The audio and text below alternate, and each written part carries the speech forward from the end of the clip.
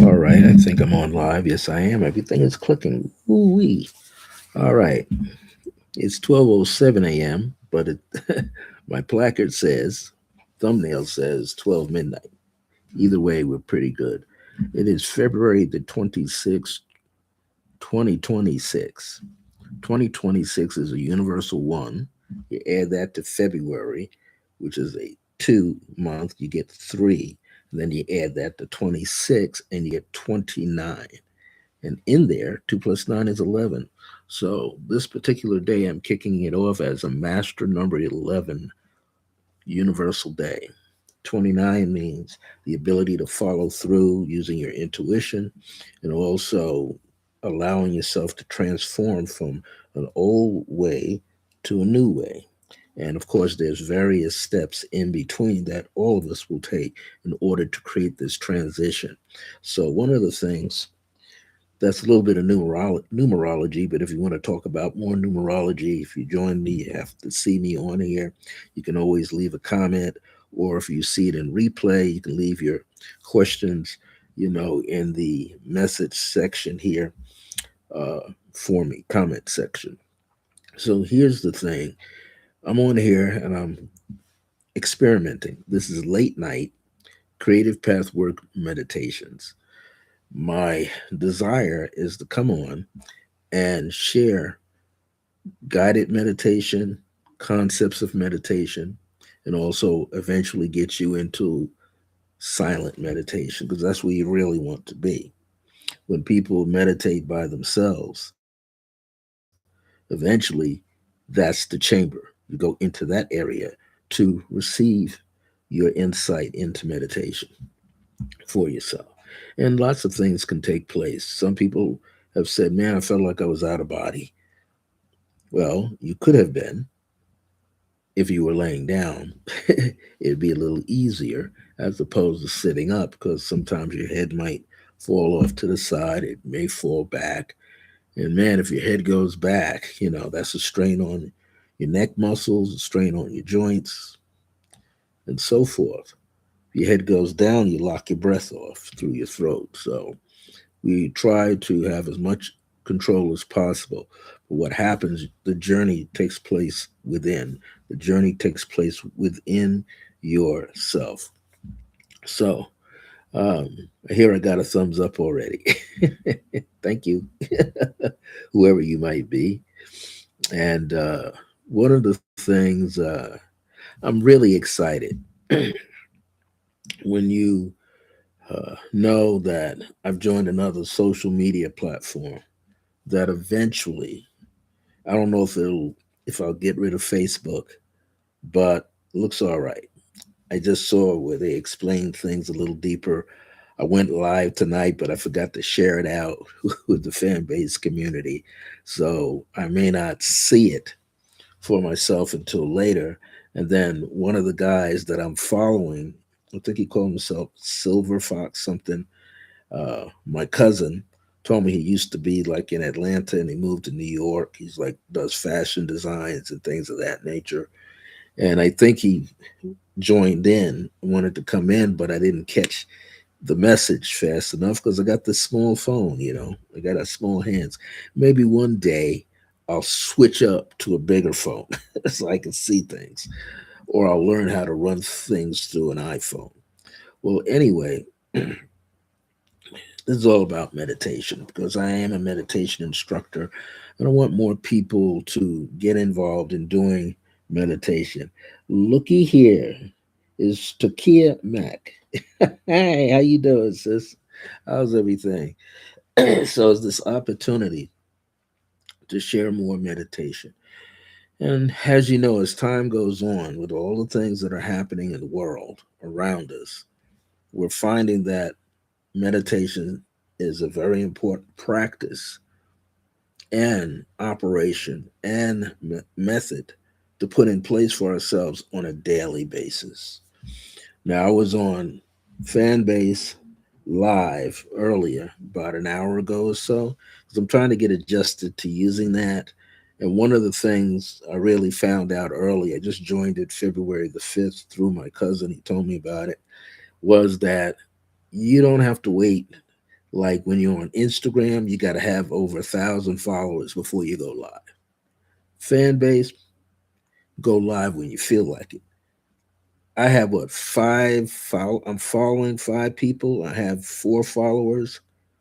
Go whenever I want to. Got a brand new account, you can go live whenever you feel like it. And you do get paid at some point. I just found out that someone said if they could send you 2 hearts, that's valued at 1 cent. If they send you 1 penny, that's a half. 1 heart is a half a penny. 2 hearts is a whole penny. So it takes a little while to build up. But once you hit $50, you can cash it out whenever you want to, and you cash it out payments through Apple Pay. So that's pretty cool. So anyway, yeah, um, I heard of it, but from last year, but I didn't know who ran it. So I think there's 3 or 4 people that put it together, but one of the main people that founded Fanbase is the son of the R&B singer Isaac Hayes. So it's Isaac Hayes the third who set this fan base up about 4 years ago, and they have it set up on different levels where people can go in there and become investors, but you have to spend X amount of dollars to be an investor. Then you get like a blue fan or official check mark. I'm not doing all that right away because I'm always podcasting, Facebook, um, YouTube. I'm teaching on Zoom, so like I'm on this stuff all the time. So I don't need to stress myself out. But there are different people who will explain it to you. There's a guy called what's it, streaming will or something like that. Anyway, I'll send you the link later through through Instagram because I already have it, already saved it, subscribed to it. And then you can go in and check that guy's link because he actually explains it on YouTube how the different procedures of doing things. So it's sort of like Clubhouse, but far different. Clubhouse, that thing is rocking all the time, but you're not making any money unless someone sends you a donation. I don't care about the money part yet. I'm just trying to get comfortable with what I can do with it. And I'm not a real tech savvy person. Oh, you're welcome. And it's great. It is a combination of TikTok and Instagram. Oh, and here's another thing that's fabulous that Isaac Hayes the third set up. You can down if you're on TikTok and you got a lot of videos up there, a lot of pictures and things, you can download that whole copies of that into your fan base account. If you're on Instagram and you've got a lot of, viewing things that you do, short videos of yourself, you can download that to your fan base account. So when I first went on fan base, I only had a few videos that I was putting up. I put up maybe about 9, 10, 15, 20. I just did a 9-part series for 2 minute clips on um, 2 minute clips on fan base. But you can go live for most people go live for about an hour and that's it.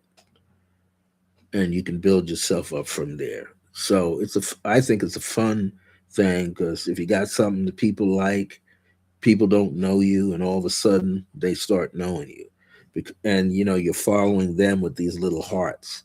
So you're upgrading them with hearts, paying them, and they're paying you with hearts at the same time. So that's pretty cool. It's not a one-way street, and you can collaborate with different people. When I went live, one of the people that's on there, and he's all over the place. That's the guy. I think he calls himself Silver Fox or something. He wanted to join me, but I didn't see it because my phone is so small. But anyway, I just wanted to lay that out there. And as you know, you spared your dad when he gets excited. He starts. So I've also, I don't know if you know about this too. There's a guy, a brother by the name of his mother named him Jesus not Jesus, Jesus. His name is Jesus Barnes, and he calls himself on Instagram as well as Facebook Jesus the Living Son. So he wrote a book called How to Use Your Aura, which is your chi and expanding your aura. And he has these various steps. And that book is on Amazon. I just bought myself a copy. I got to go pick it up.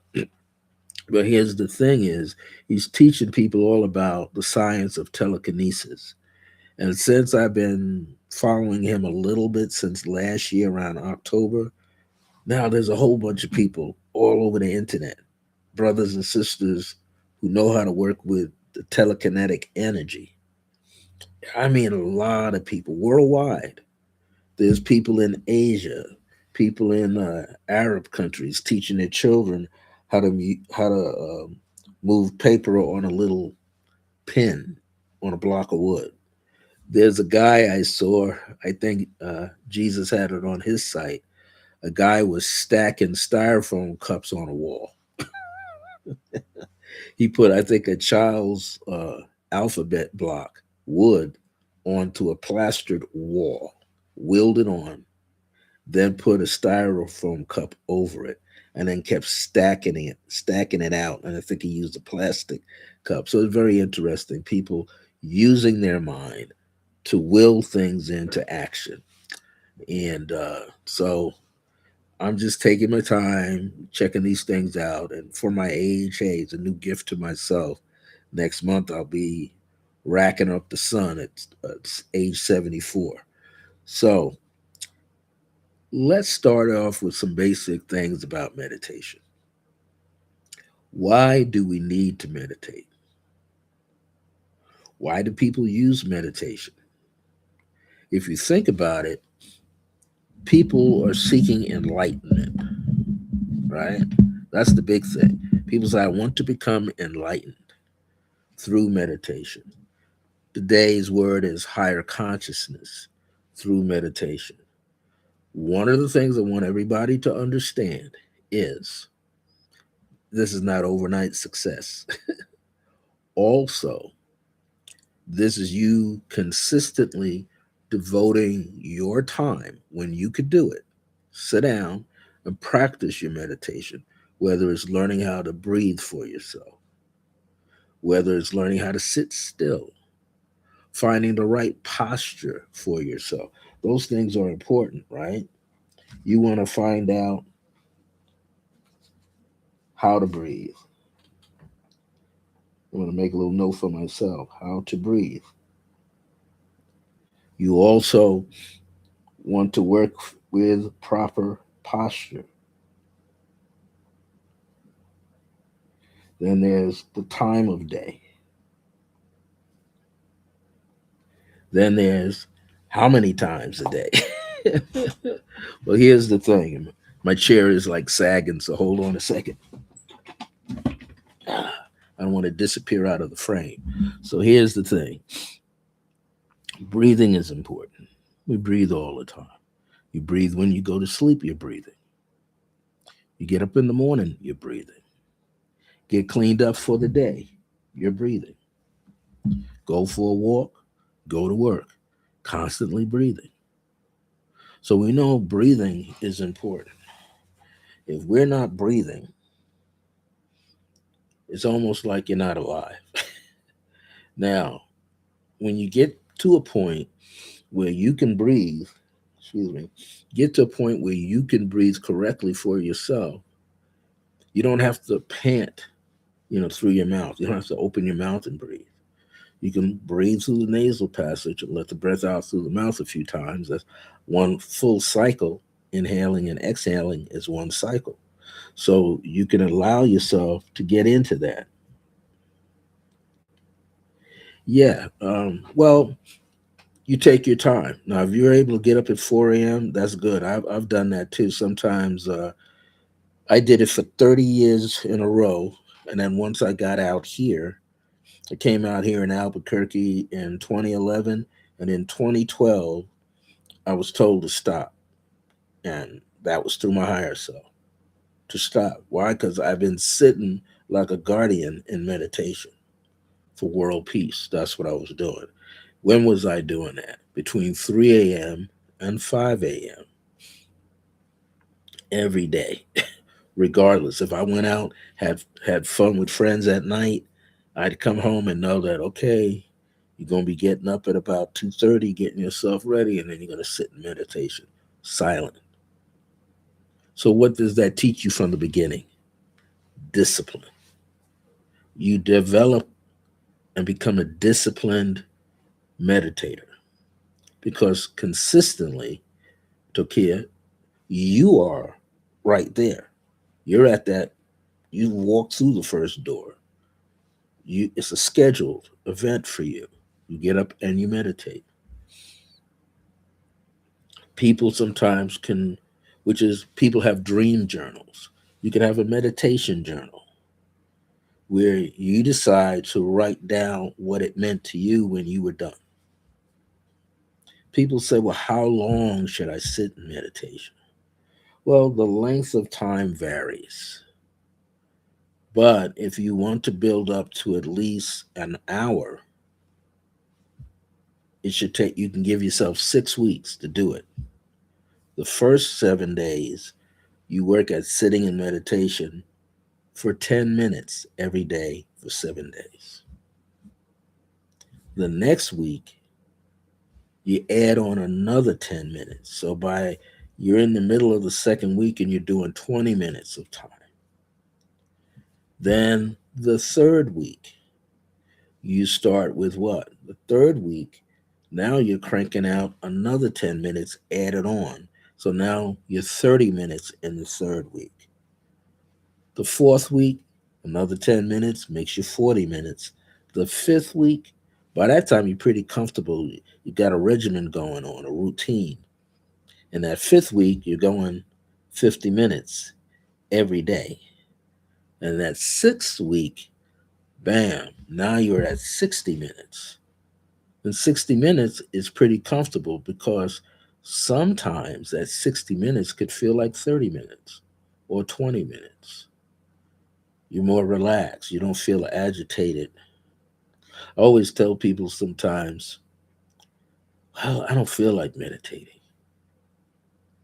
People that go to counseling, go to therapy, they'll tell you, I don't feel like going to therapy today. Well, the day that you don't feel like going, that's when you need to go.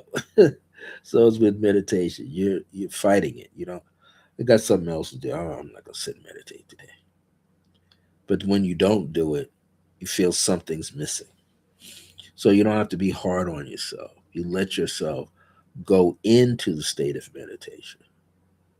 What you're doing is conditioning yourself. Conditioning yourself for what? You're setting yourself up to act differently,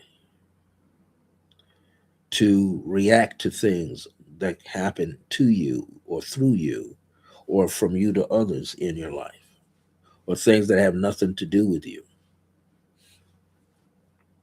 You know, sometimes I have a favorite place I go to have early or late lunch. Out here, they call it dinner. It's a cross between lunch and dinner. And when I go out, it's a favorite place I always go to right down the road because my energy is so high and I'm excited just to be there, relax. The owner even comes over to me, and he's pretty good. He remembers most of his regular clients, like me, customers by first name. And he doesn't fail, never fails. He comes right over and speaks. And he told me today, there's something about you. You know, I know you're a good guy, but there's something about you today. And I told him, well, I'm in the meditation. I'm just relaxing and chilling.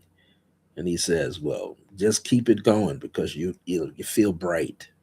And I'm so glad to interact with you, even if it's for 2 or 3 minutes. So you see, your meditation is filling up, mushrooming through like a fountain, and it's applicating itself to other people. Yes, you say, I feel better when I meditate. It sets the tone for my day, even when I go back to sleep. The day is set on a high vibe. That's how we're supposed to be, not on this low frequency. Internally, it's often said that you're building the vibration. Then when you release it into the world, that's the frequency. That's what everybody else feels. So, yeah, when you go back to sleep, you're not just going back into the high vibe zone, but you're actually elevated.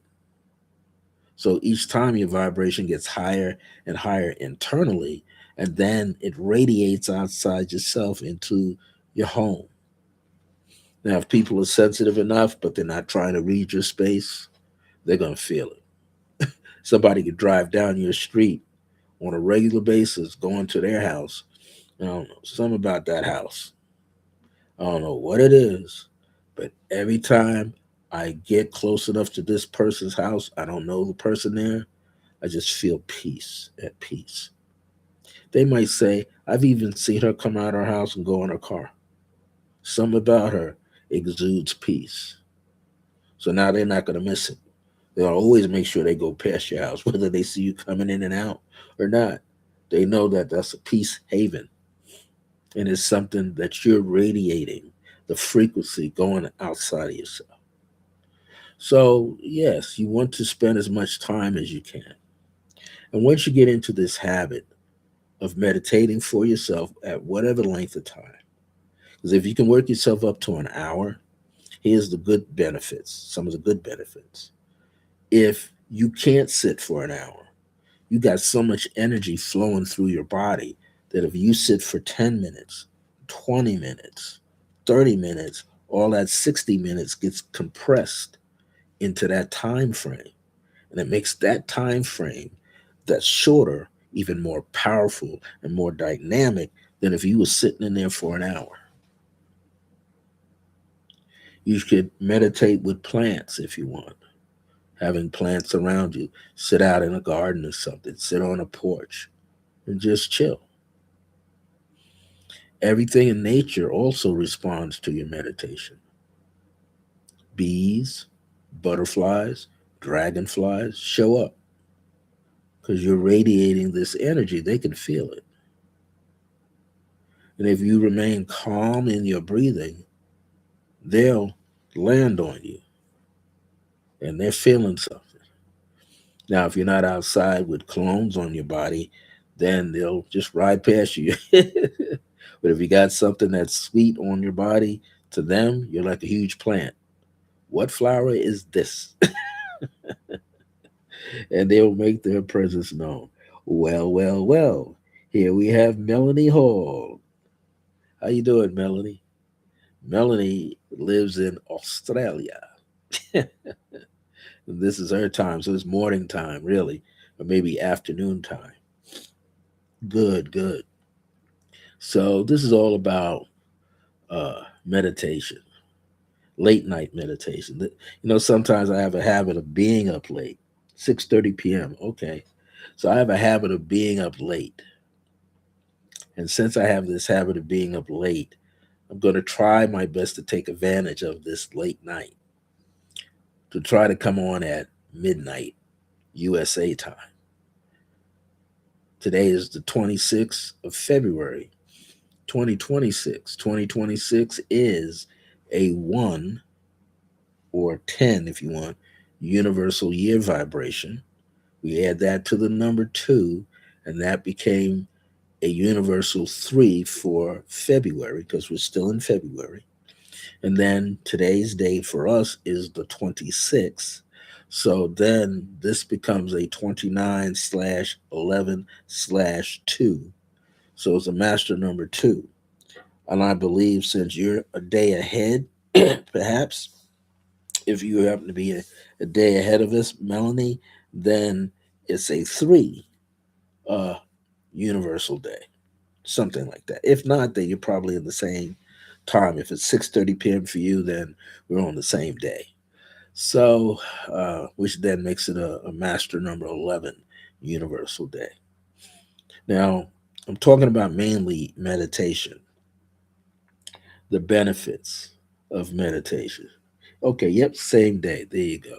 So there's this important that we learn how to train ourselves to meditate. Now, I'm quite sure, Melanie, you have the book that's behind me here. I think you have it. I know you got the numerology book, but Radiant Heart, the seven amazing pathways to connect, activate, and communicate with your higher self. Okay, so these teachings I'm doing about meditation, guided meditations, mindfulness meditations, they're all connected to the book. And it's important now. Meditation keeps us pacified, keeps us calm, allows us to open up to higher uh, energy sources. Like you're aware, Melanie, that I'm a part of the group called High Vibe Channeling. And a friend of mine who's one of the co founders, uh, Luis Donnell is the name that he uses. I know him as Luis Suarez. I met him here in 2011 when I came to Albuquerque, and he had already been here some 30, 29 years, probably 25 years. And he was originally from New York City in Brooklyn, and I'm from Long Island. Our energy is connected. His wife is a beautiful woman. Energy connected with her as well, and then that's a channeling group. And I'm glad they invited me into the channeling group. I've always wanted to be a part of a channeling group. I've been channeling as far back as 1997, but I wasn't affiliated with any group. And for me, I wasn't trying to be the head of a group. So eventually I got awarded by the universe to link up. When you can meditate, you can go into various stratus, various levels. You can get to a point where you feel no connection to the 3D world, which is that's where we use this beta energy, brainwave energy. I understand there's a gamma wave energy. That's when the mind is super active, is rapid, and it allows you to get into a higher belt of energy. That's what happens when we're channeling. We're in a higher register of energy with the brain. And this has been proven over and over. You could look at, what's his name? Dr. Joe Dispenza. He's done some scientific research on it. Um, yes, thank you. I'm on there every third Sunday. That's as much as I could do. I give them credit. They're on there. They're on Thursdays. Then they got new people who are channeling Fridays, channeling earlier in the day on Thursdays. So they got a whole network, a whole grid. But all I can do right now is the third Sunday. Um, it's a bit much for my age. I'll be 74 this year, next month. So I don't want to blow my circuits out yet. Plus, I'm reintroducing myself to the study of Tai Chi Chuan. That way, I can build my energy up again, and then I'll be able to let it loose because I'm doing that, and I'm also getting ready to study how to use telekinesis, which when I was younger, nobody could explain. They said telekinesis was kind of pseudo. But no, it's a real deal because they got people all over the world as young as 4 or 5 years of age using telekinetic power. So we know these things exist. I don't want to float too far away. So yes, you want to build up your personal meditation time. When you build up your personal meditation time, you become a transmitter. You begin to build this energy out. And if anyone is sensitive, they can feel it. There's always groups of people who do what they say there was it the Guinness Book of World Records to see if they get millions of people to meditate. I think they still have this website called Heart Coherence. Heart Coherence. Heart, Heart, Coherence. COHERANCE or ENCE. But if you can find it, they'll show you a grid of the world graphically that turns on the screen, And they have it linked in such a way you can see how many people are doing some form of meditation anytime in the world at any time within a 24-hour process. You can see the groups of people meditating. And all they do is log in. So it blinks up their side of the map, which is pretty cool. But here's another thing: when there are groups of people meditating, it is a known fact that if people meditate when the moon is in Scorpio, they said when there's a full moon in Scorpio, sometimes there's high crime, there's a lot of accidents that people experience, auto accidents, machinery accidents, and the hospitals are flooded with in the emergency rooms. High crime takes place, they say, in most cities when the moon is full in the sign of Scorpio. But it has been noted when there are a group of people that come together in their city, their town, their hamlet, their state, their country, and decide to meditate together at a certain time. Now, they can make this 2 p.m. in the afternoon, 10 a.m. if they want, 8 a.m. in the morning, but they converge at that time wherever they are in the world and meditate. And what happens is it sets up a wave of energy.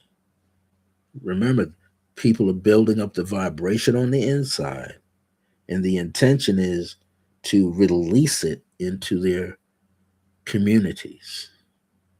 If they meet like that on a regular basis, not only does it affect their community eventually, but the surrounding communities. So it begins to mushroom out for a certain period of time. Now, there's something called, and I forget the woman's name now. I think her name is Lynn. I should type this in here, right? Let me type in the first word that I used because I don't want to. First thing I mentioned was co oop, heart cohere. I think it's spelled like this. There's a actual website for that, heart coherence. And some of the people that are attached to that were Greg Braden. Greg Braden was connected to that. And the other thing I was talking about, intentional stuff. I was getting ready to say, look up Lynn Taggart. And she wrote a book called The Power of Eight. And The Power of Eight is a book that deals with eight people, with eight folks meditating on one intention. Now, this intention could be for themselves or an intention that they want to see happen around in the world. But when they're sitting in this intention group, they're not trying to make anything happen. They're just in the meditation, as I like to say, breathing on the words. You may know what the words mean in the intention, but you're not trying to take it into a personal thing. You're trying to have an experience with those words because they do carry an energy. And all the group has to do is come together and say, okay, I like how that reads. I like the feeling of that. And then everybody decides on it. And then they sit in meditation to music and just feel what it's like without making anything happen. So that's also equally important. That is another way. Now, here's another thing, because that's almost like more like guided meditation. You're using a few words to trigger whatever the experience will be inside yourself. Some people week to week don't feel anything. Some people do feel something. Some people get colors. That's all they get. Some people get actual images that come up in the subconscious mind because that's where it's going to appear. So it's important to learn how to breathe. There's something called box breathing. And that's you have to decide in advance, is your inhalation going to be an even four with your exhalation being an even four? And this we're talking about roughly each beat is actually 1 second. That's your count. So you're counting inhaling to four, exhaling to four. What usually happens, you inhale to four, and then there's a transitional point, and I call that transitional point the gap.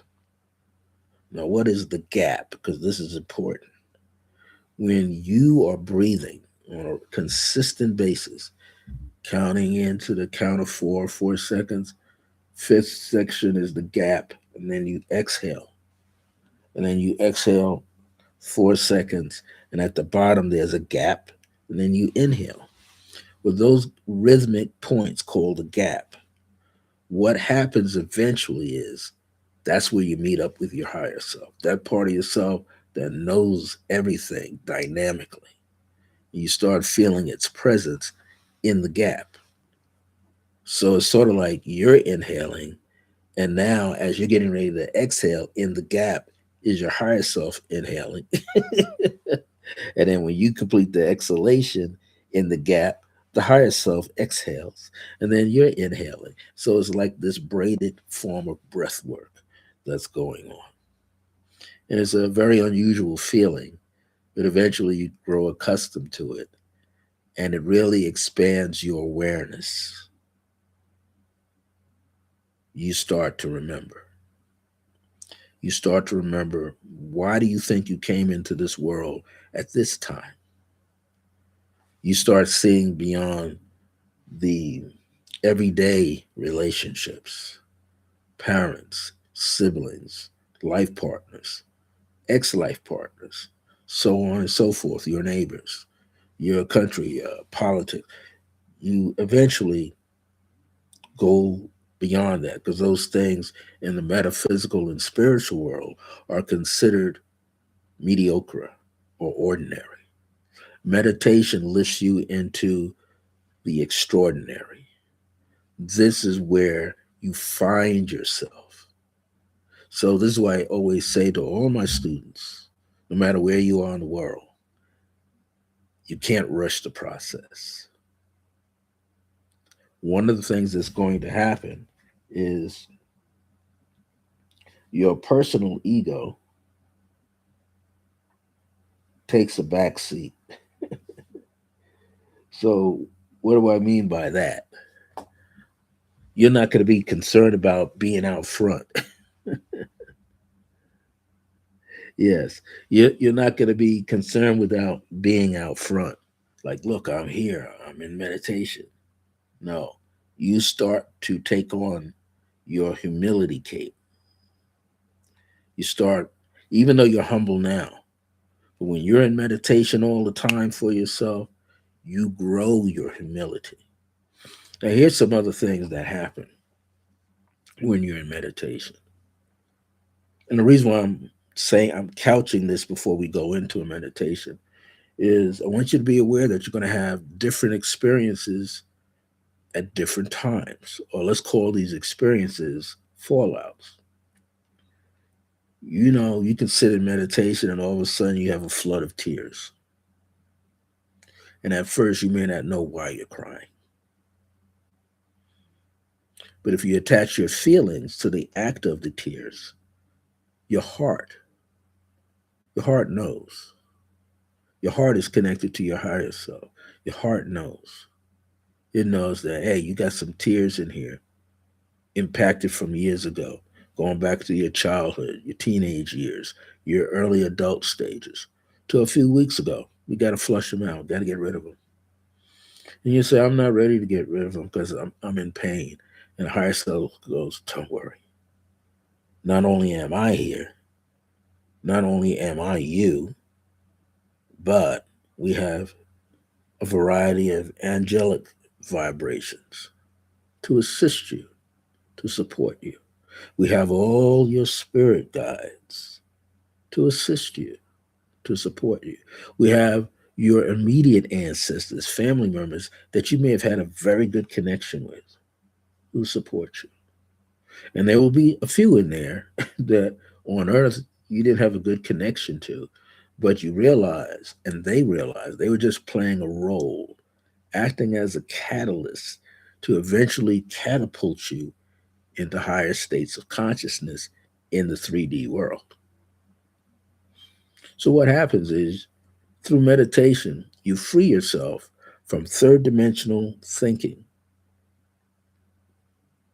In the third dimension, we think we are this physical form. We think we got hands and feet and a head and a body. We do. It's just the physical vehicle inside is your higher self waiting to bust loose. Your soul. People say, well, the soul is conscious. Well, it's conscious to a point. The soul is the aura for your higher self. So the soul to the higher self is sort of like your aura to your physical body. This is why you can sit in front of a psychic, an intuitive, a medical intuitive, uh, anybody, palmist, numerologist, astrologer, and they're going to read the energy that's emanating through your auric field by way of your astrological chart, the maps of your hands, which is palmistry, through reflexology. Maybe as a chiropractor knows how to crack your bones, as they say. What? To release pent up energy, to let it out. Acupuncturist does the same with the needles, to let it out. All these things are necessary for your what? Advancement in this plane. See, when we come into this world, we're not supposed to be stuck here in 3D consciousness. We're supposed to get out of it, go up the stairs to fourth dimension. Fourth dimension is heart chakra. Third dimension is what? Solar plexus. That's your ego side of your body. That's the side that says, I know everything and I don't need to learn anything else. But when you step into the heart, that's where humility is. That's where compassion is. That's when the first inklings of grace is. I often say when I was a boy going to church with my parents on Sundays, and I would hear the elder sisters and brothers greet each other. They said, Sister so and so, Brother so and so, how you feeling? And their first thing out of their mouth was, I'm blessed and highly favored. I'm blessed. And that means they just had a good week. Because I would ask my mom and dad, well, if that's so, how come just the other day we saw him or her out there cussing and carrying on? They don't bring that up right now. So people thought that in those days, if they said, I'm blessed and highly favored, they felt that their prayers were opening doors for them. Prayerful meditations, opening doors. The God that they prayed to was answering them. And they were having everything falling in place. But here's the kicker. We are all of us are blessed and highly favored because we come from this stardust community of infinite minds, infinite higher consciousness, going into the galactic realms. And we find out we're a part of them too, and they're a part of us. And then we find out, well, where are these beings? Some of them are already here. They've been here. Some of them are living in the ground. They've been here. Some of them are living on military bases because they've got certain agreements with them that they really shouldn't have. But hey, they're there. And eventually, if it's meant to be, when you're ready, you have your own connection. That's why the first connection is with ancient deities and ancestral guides, which are those ancient deities. And then later, it's the Deva kingdom of nature, it's the animal kingdom. People that have horses learn how to communicate with horses, right? Because they got to take care of them. And if a horse is comfortable with its caretaker, they'll let them clip the what is their hoofs, which are their nails, and they'll do it. But if they're not comfortable with the person, the horse is not going to let you clip or anything. Hmm. Same with people who are zookeepers. They go for the first time being in the zoo, might be nervous, but they find out, hey, they get along with the giraffes. They get along with the rhinos. They get along with the monkeys. And the only cage they've got to be careful is the tigers and the lions and the jaguars, because they're the big cats. They say, yeah, I don't know if you should be in this cage with me. Same with the fish. Same with the bears. Same with the birds. You have to have a certain mentality and a certain vibration to be there. You just can't be anywhere. You have to have a certain quality about yourself in order to communicate. It is the same through meditation. You learn to be calibrated. You're calibrating yourself when you're able to get up and meditate at 3 a.m. or 4 a.m. or 2 a.m. But 3 a.m. to 5 a.m. in the Chinese system, that's where the lungs take over. They call it lung qi. Power is in the lungs. You sleep at your deepest levels. That means you go from beta, like we are right now. Beta is about 13 uh, hertz cycles per second. Your brain is active up to 20 something cycles per second or higher. So we're wide awake. When you fall off to sleep and you slip into what they call alpha, the first level, in alpha, it should be actually the other way around. It should be this state should be alpha, and the next one should be beta, and then theta, then delta. But they reversed them. When you fall into alpha, you are somewhere between 7 and 8 cycles per second brainwave cycles in the brain, going up to about 13, 14, 15, somewhere in there. That's when you're at the psychic level. You're aware of things on a different level going on around yourself. And this is important. That means the brainwave levels are slowing down for you to notice something.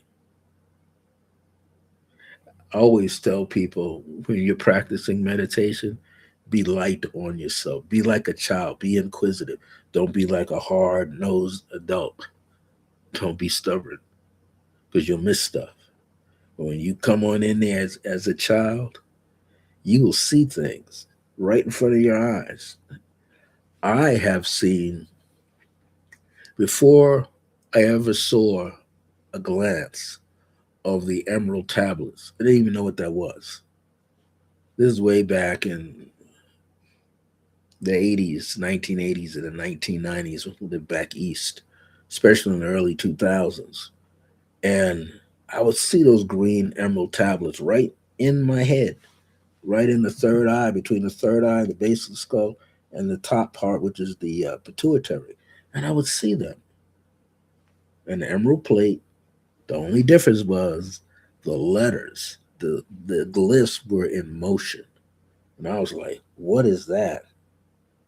And then when I finally realized I was asleep in a very subtle way, meaning I was somewhere in the theta, what they call theta range, which is theta is like lower than the 7 hertz cycle, goes to 4 hertz cycle, and your brain waves are, in other words, the rhythm is real slow. Then I would see it here.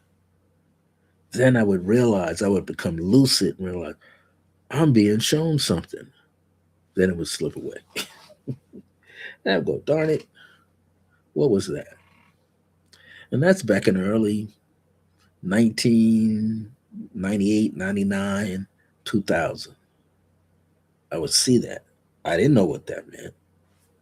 Henceforth, 10, 15 years later, Thoth or Thoth, the Egyptian deity, the emerald tablets. but it didn't make sense to me then. So usually, reason why I bring that up is sometimes you're going to see a whole lot of things. That's why you kind of keep, just like you would keep a dream journal, you keep a meditation journal. And at the end, when you come out of the meditation, you say, well, I saw this. Write as much as you can. What, was it in a certain color? There was some kind of glyphs. And you do your best to remember what a one or two of those glyphs look like. You're not going to remember everything when you come out. But as time goes on, those insignias, those glyphs will pop up in other places around you.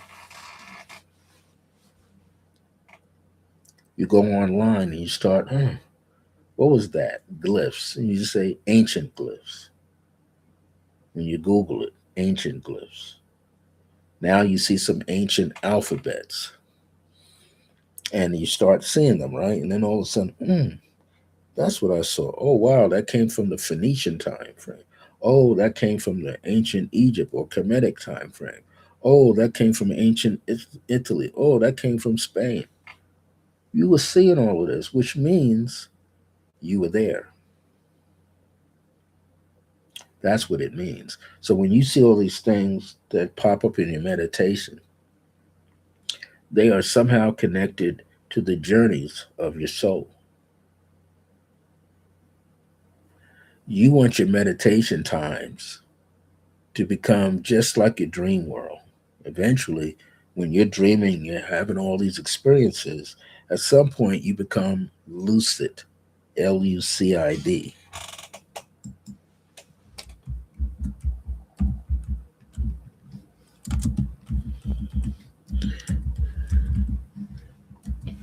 And that means you consciously awaken,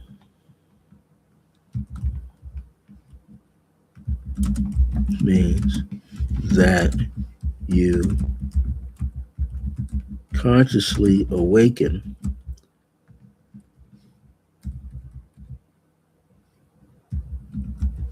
and realize you are dreaming. Now, you realize you're dreaming, but the body is still asleep. That's the most significant part of this. You realize that your body is still asleep. That's how you know that you're in a lucid state of mind. Well, in meditation, you get to that point where mm, I don't even feel my physical body. I don't feel my head. I don't feel my arms and hands. I don't even feel my feet and legs. I'm just there. I feel like everything is melded together. Usually, sometimes the body feels heavy at first, and then it lightens up. When the body lightens up, light bulb comes on. Because now you're at the threshold within the heart and the base of the throat and the brow center, third eye, and the middle of your head, and the pituitary. All of that is now connected. Not only that, you bring it down into your solar plexus in the navel area, down with the kidneys and the prostate and the ovaries. That's the sacral chakra, and down in the tailbone. Now all of them are lit. Now you're one full unit, and the bridge is your heart. Your bridge is the heart. The bridge is the heart. The bridge is the heart between solar plexus, lunar, sacral chakra, and root, and base of the throat, third eye, and the crown. You want to be where the heart is, because now you can sit there and be patient. You're not having any anxiety. You don't feel stressed. You're ready to experience meditation. So I'm going to stop right there with all the explanations because I'm going to have to play this back for myself, get down all of these notes that I came up with. Let's do some meditation. Let's start breathing. Remember, one cycle of breath counts as 1 second. Hey, Barbara, good morning. One cycle of breath counts as an inhalation and exhalation. That's one breath.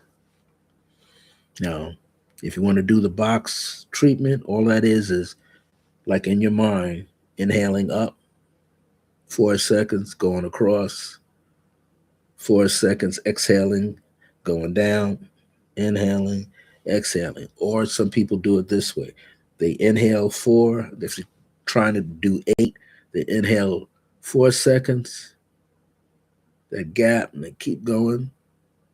Got 8 seconds, gap, go down and exhale. But sometimes that can put strain on yourself, especially if you got some congestion going on, the sinus cavities, or you're asthmatic, or you're dealing with hay fever, stuff like that. So I always tell people, breathe at your own pace. That means if you happen to inhale four and you exhale two or three, and then you inhale again, it's okay. If it's a little sporadic, erratic, let it be what it's going to be. Eventually, through your body, through your heart center, you're going to find your own rhythm. Why?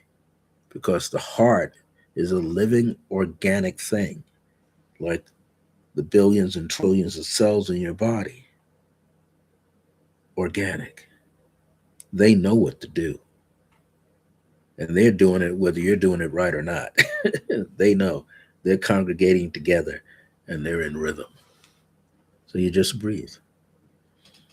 Inhaling through the nose, exhaling through the mouth the first couple of times to just get rid of the static energy in your throat, in the upper part of your lungs, nasal passage, relaxing the body. That's the first set of 4 cycles of breathing. Then you continue on. And when you get in that 5, 6, 7, 8, and higher cycles of breathing, try to do it all through your nasal passage. If you have to take in any air through the mouth, just slightly part your lips, inhale once, exhale till you reestablish yourself, and then go right back cycling through the nose. So do that for now, gaining comfortability, letting yourself relax. Remember, I said, well, I'm going to say it. I said it when I was on Fanbase. I'll say it here. If at any point while you're sitting in meditation, you feel you're supposed to move your body, move your body. If you feel, I got a little thing of water here, I got to take it. I'm going to take a sip of water.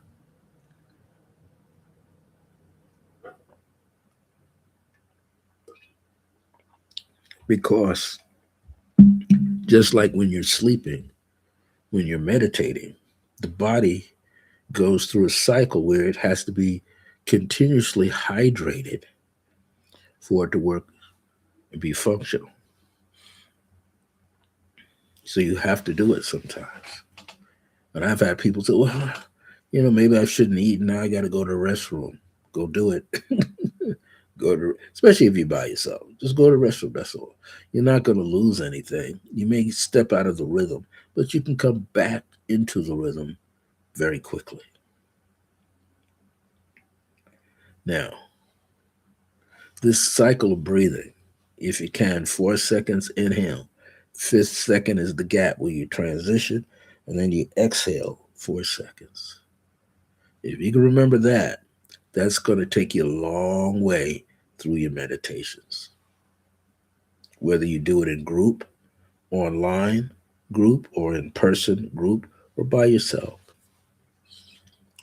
Now, it's going to get you to become more comfortable. Sometimes you feel, oh, man, I need to take off my shoes. Take them off. I need to take off my socks. Take them off. Your higher self knows exactly what you need to do in every moment when you're in meditation mode. Now, if you want to have music on, You have to set that in advance. I suggest you go turn on your laptop, your computer, or go on YouTube and look for meditation music. The best kind of meditation music is 963 hertz. That means it's tapping that fast, but you won't hear that. It's an overlay, subliminal inside the music. That's the God conscious awakening. So it's okay. Find one that works. It doesn't matter if they say abundance 888, 88, 88, 88 hertz. Do it. Why? Because your higher self wants you to become abundant in all ways. Now, the next thing, while you are continuing this process of meditation in the early stages, it's going to be important for you to not think about anything.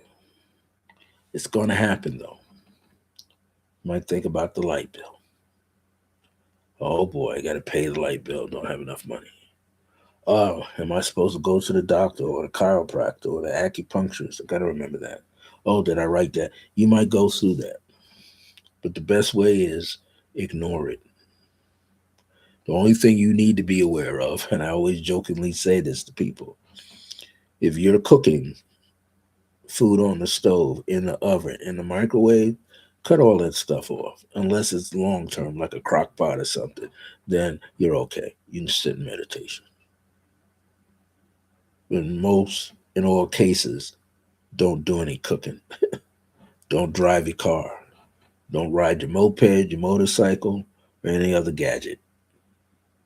You need to sit or lay down so that your uh, legs and torso are roughly close to 150 degrees, 145, 120.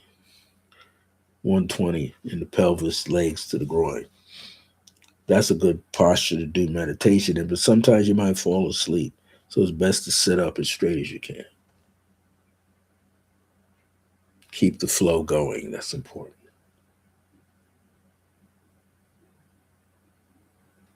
Allowing yourself to relax. Now, sometimes you may have to tell yourself mentally, relax. Or you might inhale, mentally say, relax. And you're going to feel like something was draining right in here. You're going to feel it. You're going to go inhale, then relax. You're going to feel something pulling in here. That's the muscles relaxing, giving into the gravity. Yes, your feet. Now, a lot of people talk about grounding. It depends on where you live. If you're indoors, you can ground very easily. It doesn't matter if you're on the second floor of an apartment, 19th floor, you can still ground. Why? Because everything beneath you is going to be the earth to you. That'll cause you to relax. But here you have to understand about grounding. You got over, I think, 2,000 pores in each foot. So there's energy traveling up into the soles of your feet, hitting all the organs symbolically that are aligned on your both feet. That'd be like someone massaging both palms or rubbing your palms and fingers together to make yourself relax. People mention grounding because if you are outside, then your feet are in touch with the earth. Now, there's something called a grounding mat, but you can create your own grounding mat by just simply getting some crystals, such as black tourmaline crystals, black stones, obsidians, that's a black stone, placing them on the corners or placing them basically very close to the outside and the instep and the toes and the heel. Keeping your feet in a bigger space like that helps ground your energy. Grounding is so that you allow gravity to take over. Gravity will relax your body. You're not going to fight it, you see. Now, as you do that, all the other parts, the joints, open up. Chinese would call it the nine gates: ears, nostrils, mouth, eyes, groin points. All of these are openings. A more simple way is everything here starts to relax. The muscles in the head, the nerves in the head, just like when you take a shower, how water trickles down your body, front and back. You're letting yourself relax. Chinese call it wuji, empty. All that means is you're not focusing on anything, not trying to figure anything out, just staying connected to the heart. Through the heart, you see the earth. You see the soles of your feet, whether you got on socks, sandals, sneakers, or shoes. You can feel it. Those things aren't there. While you're in a seated position, eyelids closed, you may notice that there's a slight misalignment with your body. So, to correct it, you relax your pelvis. Use the top of your head, push up a little bit. Pull the head back. Not like this, not like this, not like this, and not like that. Resting in that center point. When you're in that center point with your neck and head, the next thing that happens is the shoulders will adjust to that. Shoulders will relax. They'll roll down, come down, and roll back slightly. You'll feel a little pressure between the shoulder blades. Just relax. You'll learn to find it and stretch up. Drop the pelvis more. Lean back. Now you feel the weight around the midsection and the lower rib cage and the back, and you'll learn how to relax that. Here's some cheat codes. You might push up and then over to the side, dropping the left shoulder, raising the right shoulder. Then gradually come back, drop the right shoulder, and raise the left shoulder, and stretch. You might need to do that. Hopefully, you don't. Now you just find your center again. Relax the muscles in the pelvis, lower part of your back, rib cage. Keep breathing. Relax the muscles in the upper arm, going from the shoulders. You'll feel it across your chest, across your back. Now you're lightening up because even in the sides of your neck, you can stretch a little more, but relaxed. Tuck the chin just a little bit. Drop the shoulders. Actually sit into the chair. Let your weight go in. You have something called sit bones. That's where you're sitting, on those sit bones.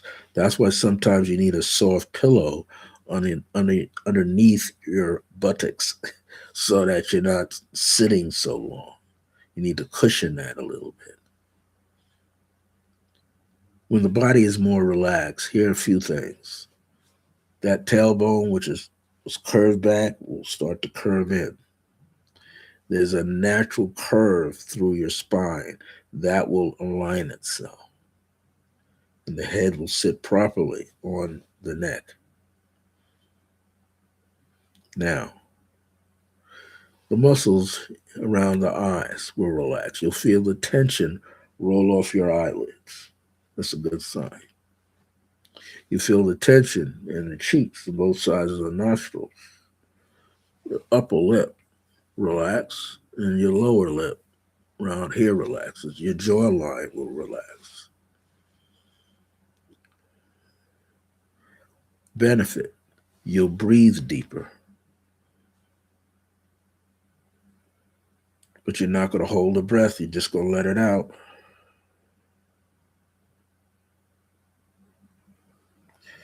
You're going to inhale again. And all this is necessary in the beginning. So you're not going to rush yourself. You're going to take your time. It's important not to rush these early stages. In the early stages, you're still correcting yourself. Now, those of you who have the fur family around you, dogs might look at you and say, "Oh, what are you doing? Get right behind you." Looking up at the base of your skull. What's going on in there? What are you doing? Cats are very sensitive. They're always in that state of awareness. They could, dogs and cats can see your thoughts. So they'll position themselves around you. Dog will get so comfortable, lay across your feet. Because mommy and daddy is giving out beautiful harmonic energy, and I need it. Cat will climb up on you, sleep on your shoulders, sleep on your stomach. They're comfortable because you're comfortable. These things happen. Now, while you're doing all of that, eventually you shift away from that 3D body that you have. And you begin to get glimpses of imagery in your mind, in the brain, coming up in the subconscious, in the heart. You start seeing things. You're not going to respond to anything right away. Just let it come up and out, the frequency radiate into your auric field. Don't worry, you will remember what came up when it came up. Right now, just let it come, let it go.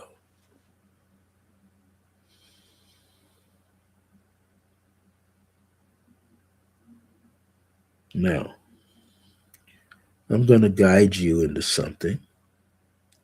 The most important thing, whatever word that I say, if it does not resonate, don't worry. Certain words create a trigger. Example, I might say butterfly. And I'll pause because I'm in the journey with you, feeling what I have to feel. I'm guiding you through it. You might see a butterfly for a split second, then it turns into a little dragonfly or a moth. Doesn't matter. Whatever was supposed to come up came up. That's what you got. Don't worry. Just relax. Pay attention to how you're breathing and what it feels like when the body is breathing. So, I want you to imagine that right in front of you is a doorway. Now, you're on the inside of some place. Right now, it's your own residence, but that entire residence turns into something else. But you feel comfortable there, feels spacious and homey to you.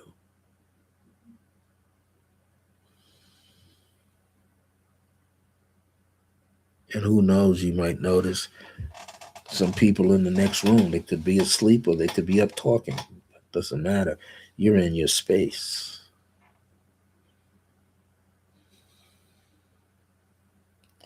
You're letting the image present itself to you. So I could describe an image, a location, but you have trillions of experiences and locations. All you need is the door.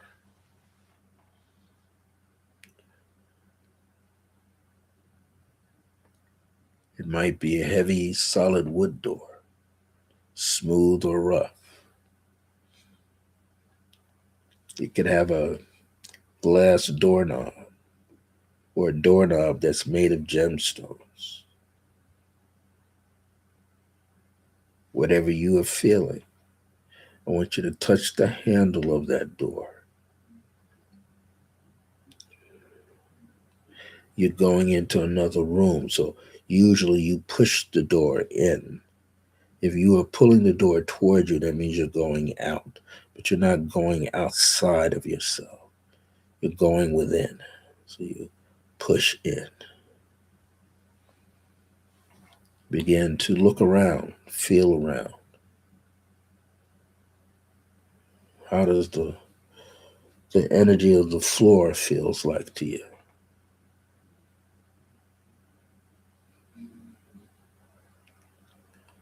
Are there any books?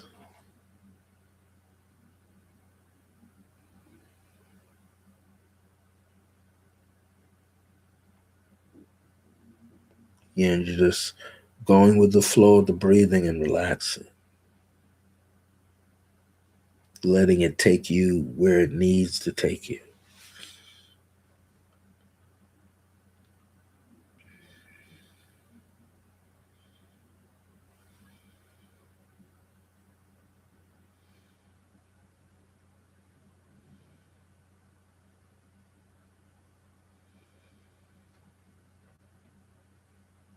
Just go with the flow, relaxing totally for yourself.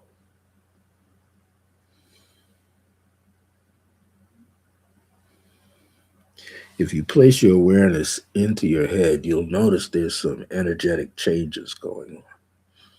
This is the energy of the pineal gland and the optical nerves coming together. Pineal gland sits back and down a little bit, and it's not that large, but it's sending out a signal, ricocheting like a pinball through your brain, traveling energy through the folds of your brain, through the front lobe, forehead, and the back, and the right and the left. The energy is ricocheting, but it's slowing down.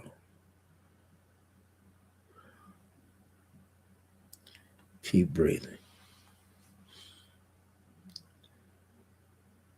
I want you to be aware of the energy of the place that you had to push the door in so that you could walk in.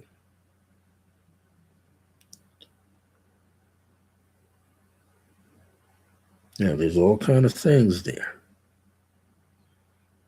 It could be a beautiful wooden glazed tabletop or a rough top.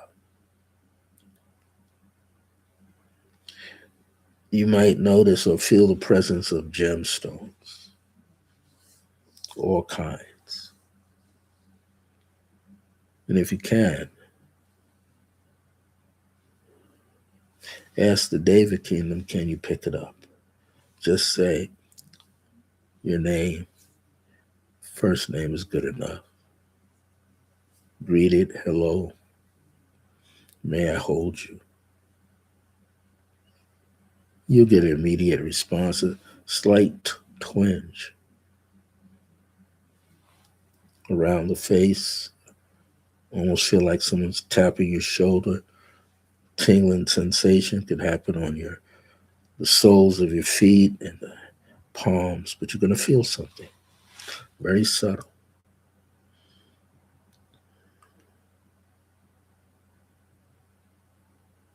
And if you were able to pick up that gem, kind of caress it, feel it.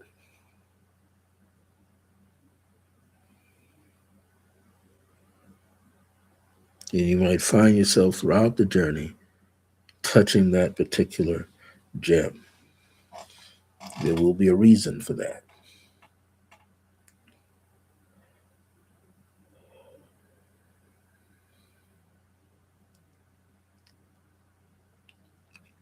Depending on who you are and what you see, the room that you walked into could be a very huge room. It may have more than one fireplace, or just one large fireplace with people sitting nearby.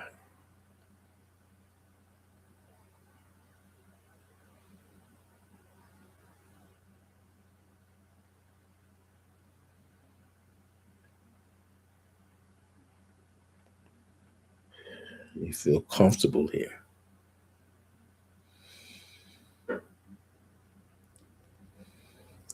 So I want you to feel this guided journey, and wherever it leads you, know that it's leading you in a good way. So start to look down at the ground.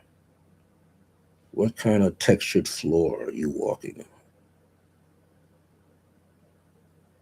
on? And when you come by a fireplace, if you can feel it, how does it feel? Hot, warm, cool? Just take in that information.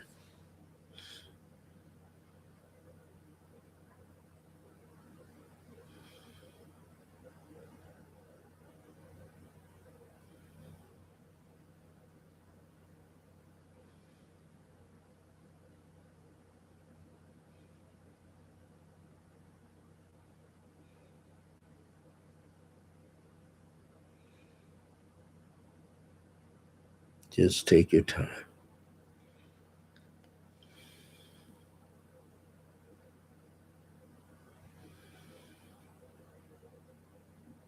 Now, somewhere in this area, there's a upper room, so there's going to be a staircase that's going to take you to that upper room. In most places, you're going up to the top level, which is a sort of like the gap, and then you go the rest of the way to the top.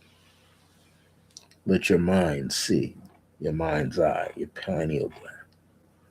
Let your heart see or feel what's in that room, and when you went up those stairs, what they feel like when you go up, and what you saw when you got there.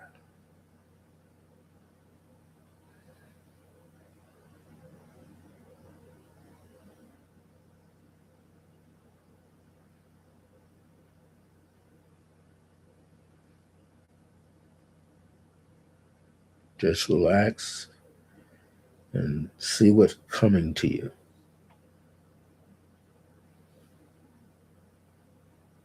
Don't strain, don't push. You can simply say to yourself, I'm ready to receive now.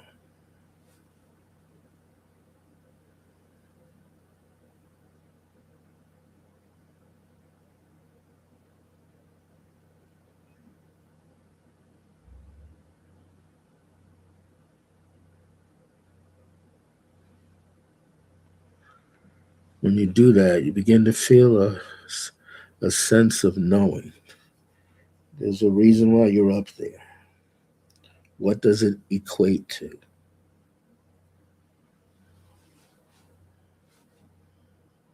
Are there windows you can see out?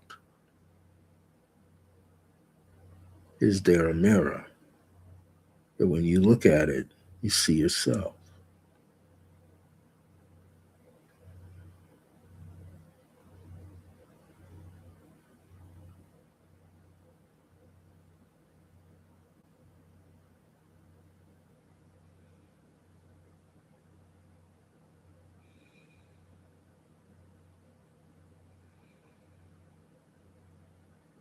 As you do this, take note of anything you see in this upper room to the best of your ability. You will remember what you saw. You might remember the material, the color, inscriptions connected to it, or the articles of clothing connected to it.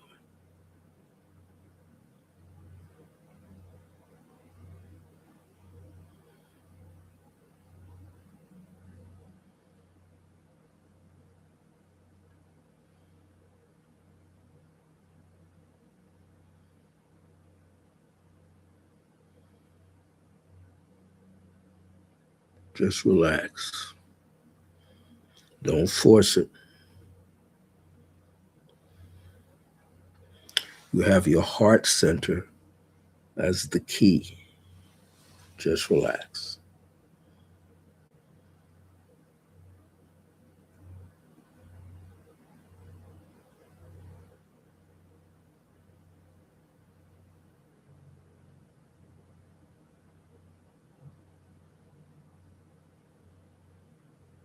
taking your time,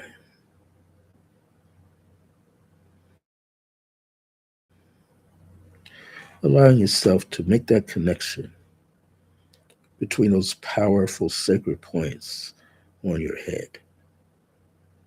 This will help you remember this experience. Focus on the top of your head and specifically the crown of the head.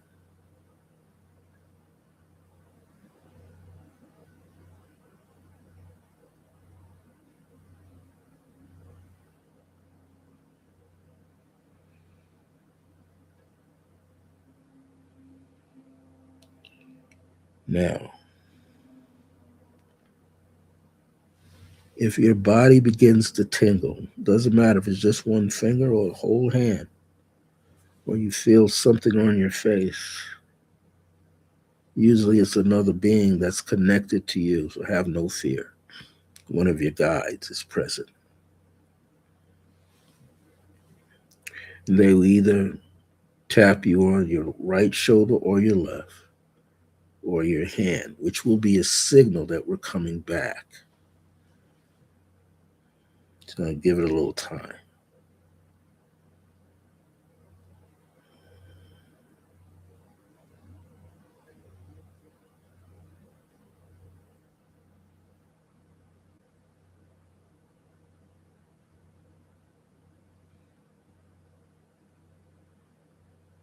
You'll notice there's a little slight current of energy around your body. That's a sign that you're coming back toward the physical world, 3D world. Relax your shoulders, relax the muscles in your back and on the side. Relax your upper arm and forearms. Almost your hand is dangling at your wrist. Go back to the back, the abdominal area, pelvis, and then just follow the energy, leading it through your thighs, through your knees, calves, shins, ankles, and feet. And just sit there for a moment.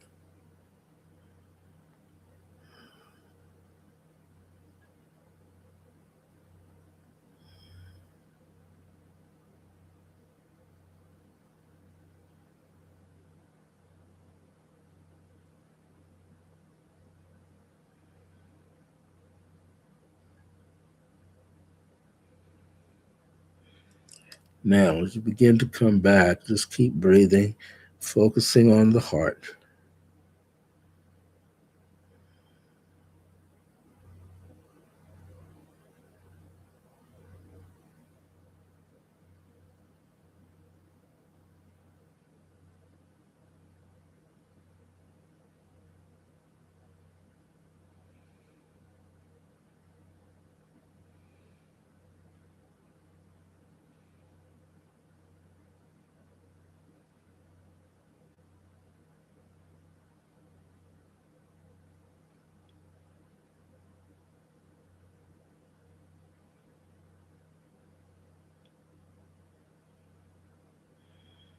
Now, you're almost back. Be aware how the energy feels around your eyes, the muscles around your nose, and so forth. Pay attention to how your ears feel.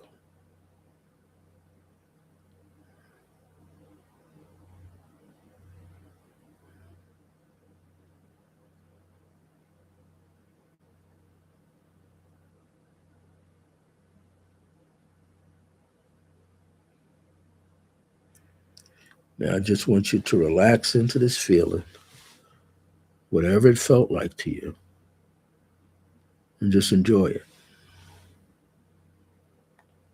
When you come back and replay this live video, you may have a completely different experience. The energy zone that we went into was the heart chakra for this journey. If at all else, all you should be is very relaxed. Right? There's one more tidbit. Sometimes we come into meditation unaware of just how physically tired we are. So if you can, take a shower first. That gets rid of the day's energy.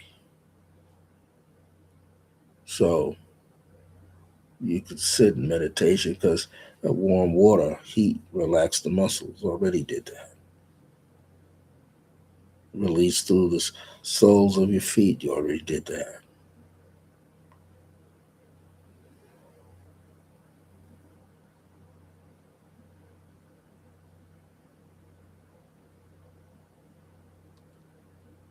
Just relax. And I'm going to bring you into your body. You're there basically, but full awareness. And my count starts at 10, 9,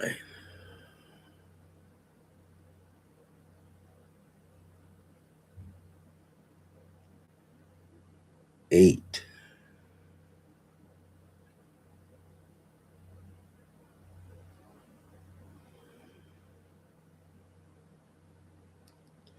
7,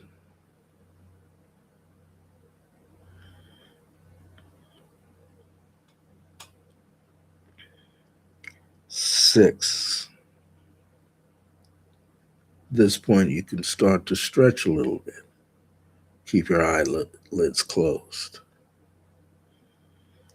5,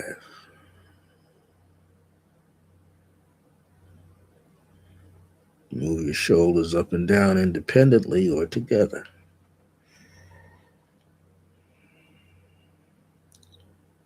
4, move the heels up and down and the toes up and down. Circle the ankles a little. Shake your hands lightly. Move your fingers. Let the hands lay limp in your lap. 3, 2, and 1. Inhale through the nose. Exhale through the mouth a few times. When you're ready, open your eyelids.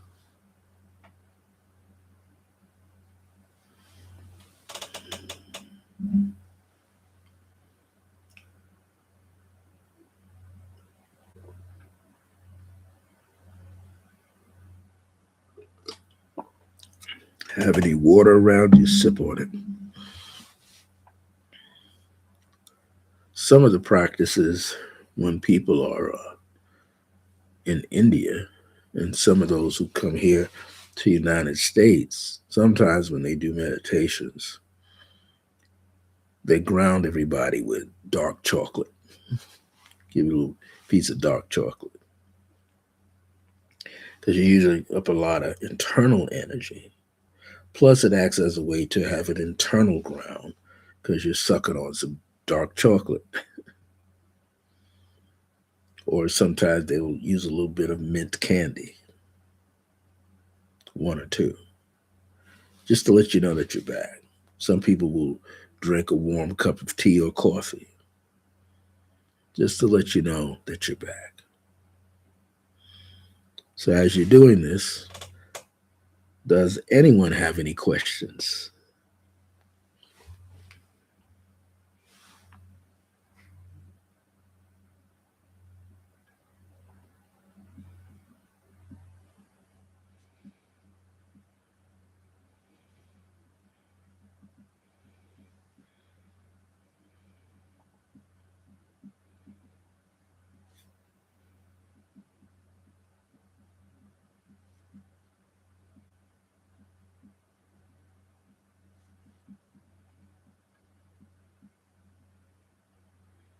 How do you feel?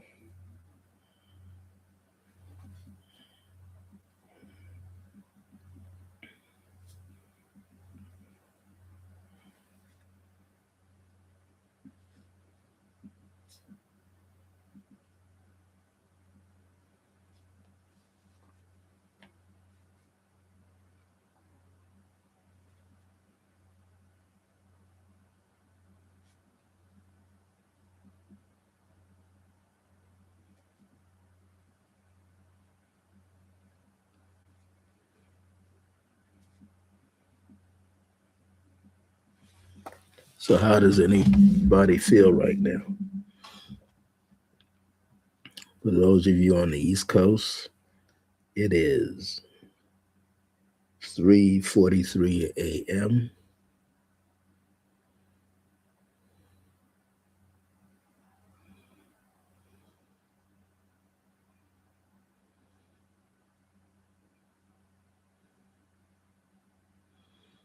It is probably around 8 something p.m. for Melanie.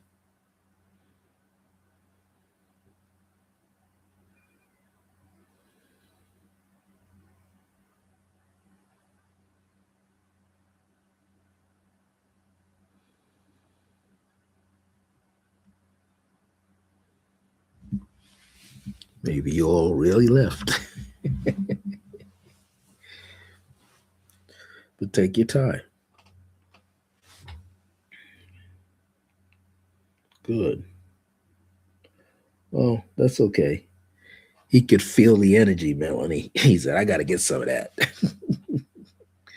Well, you could always come back to the channel here and replay it. You might have a totally different experience with it. That should happen. Barbara says she feels mostly relaxed yet energized. That's good. In any event, whenever we, and Barbara knows this as well, when we're doing guided meditations that lead you towards silent meditation, where it's like solo. I have something called solo guided meditation, where I just have you focus on a color. Each person focus on a color together or one color that they like. You can journey through that. That color will be attached to one of your chakras. But you take your time. Maybe that's what we'll do the next time for late night creative pathwork meditation. Work with colors and see how you connect with that.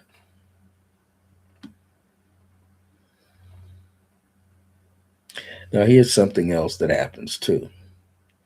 As we come out of meditation and we go throughout our day, just like when you come out of the dream world and you go through, you're writing down how the dream was or how the meditation was. There are certain things that you also see in your meditation times. It's just that there's so much, it's a flood of information, a flood of symbols, personalities, people. I'm going to say, animal kingdom guys, you name it. You're going to see all of that. They're all like right there, like they're hanging on a wall frame looking at you. Same with ancestors. But what happens is, because there's so much information, symbolism, and personalities that pop up, you may not remember them, but they're in the auric field. Now remember, you have two kind of auric fields going. Your physical body is giving off its aura through the chakras. Your higher self, once you get in touch with your higher self, which is you on a higher plateau of awareness that's more infinite, that's not caught under the physical world.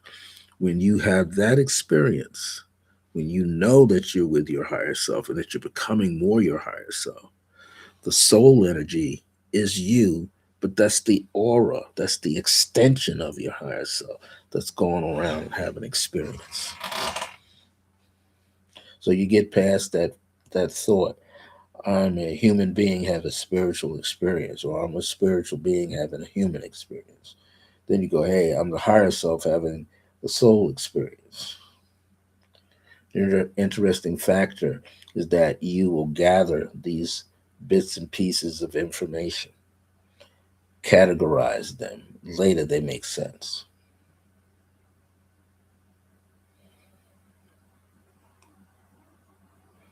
So, whoever else didn't sign in, let me know that you're here. One point, we had 6 people in. Just pop on through and say, hey. Also, hit that like button if you were here, or come back and hit it later. But I do want to get your feedback, so you can email me at iam.circleofgrace1@gmail.com so that I know you are having an experience.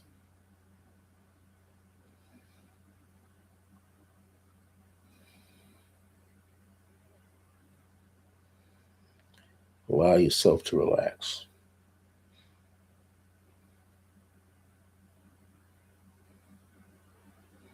What you want to do is when you're sitting in these meditations, group form or individually, remember, don't take it so seriously. Don't try to make it a perfect session. It's okay. Like Melanie, you said you got interrupted by your son, but it was still a meditation. It drew him in. So what's mom doing? So sometimes we will have interruptions. Best way is just it's all a part of the journey. It's all a part of what you're supposed to experience.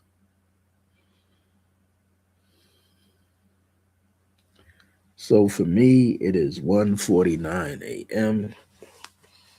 It's Thursday, and I'm going to put myself in sleep mode, have a cup of tea or something.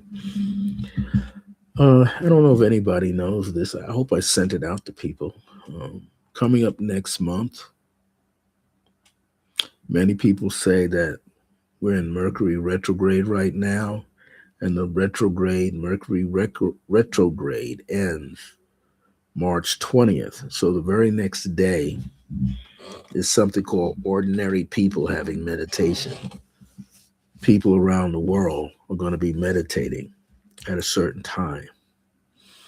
And you can look that up through YouTube. Look up global meditation on March 21st. See if you find some videos, and it's ordinary people. They're not necessarily metaphysical teachers, but they're doing this to impact the world globally for peace and harmony in the world, to change consciousness. And it's not that we're going to change the consciousness of other people, is that we become these sentinels.